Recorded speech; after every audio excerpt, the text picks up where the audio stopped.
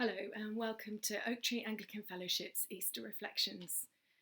This reflection today is going to be taken from John chapter 12, verses 1 to 8.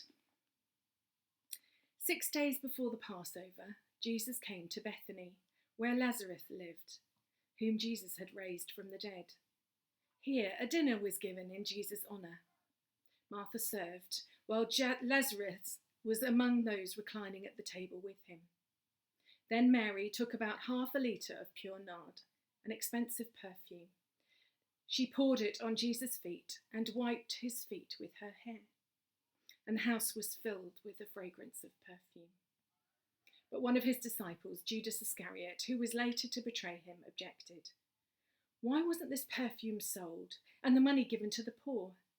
It was worth a year's wages.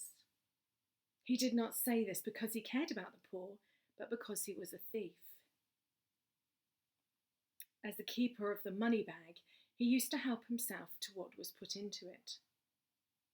Leave her alone, Jesus said. It was intended that she should save this perfume for the day of my burial. You will always have the poor among you, but you will not always have me. For today's reflection, I wonder if we could just focus on perhaps two little words that seem to mean an awful lot. In verse 2 it says, Here a dinner was given in Jesus' honour. Martha served, while Lazarus was among those reclining at the table with him.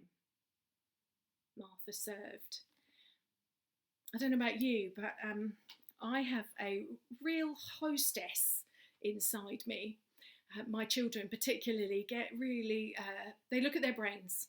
They get very fed up with me when we are about to host a dinner party or have guests to stay at the house. I clean everything suddenly. The food has to be just right. I think about everything from what the table decorations are going to look like to what flowers I would like in the lounge.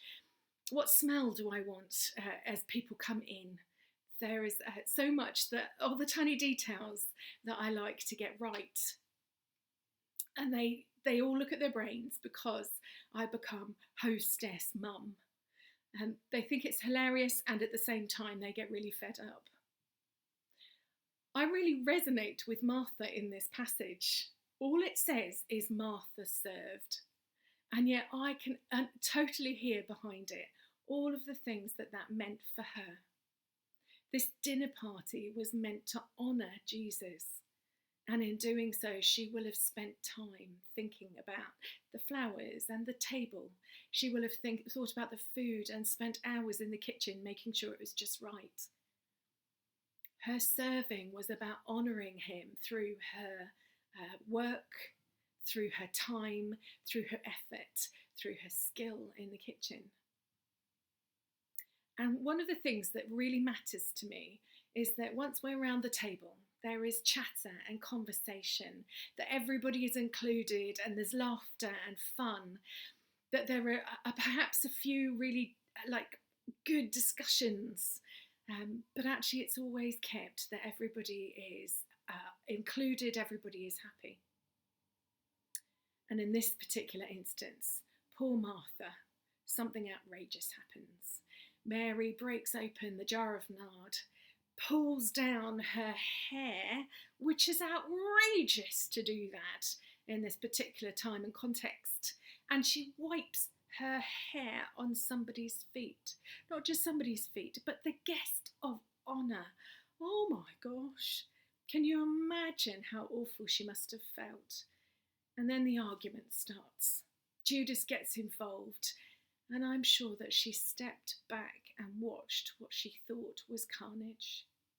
It was supposed to be a dinner to honour Jesus, and it turned into an argument. It turned into a spectacle. I wonder if she knew what to do.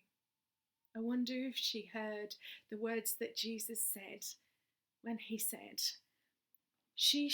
it was intended that she should save this perfume for the day of my burial.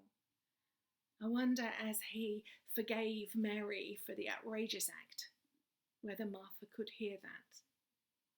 I wonder if she knew that actually all of her efforts were still valuable, that just because she was behind the scenes, it didn't mean that her effort and her skill was overlooked. Jesus knew that this was a pivotal moment in his ministry, and it happened at her dinner party.